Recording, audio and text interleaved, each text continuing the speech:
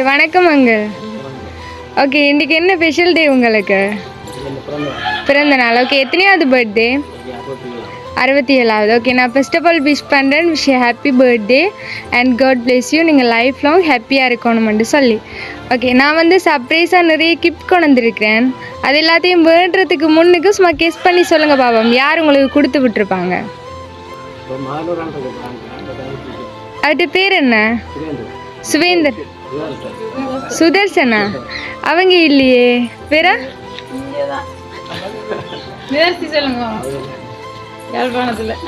யாரா இருக்கு? நிதர்சனியா? அவங்க யாரு?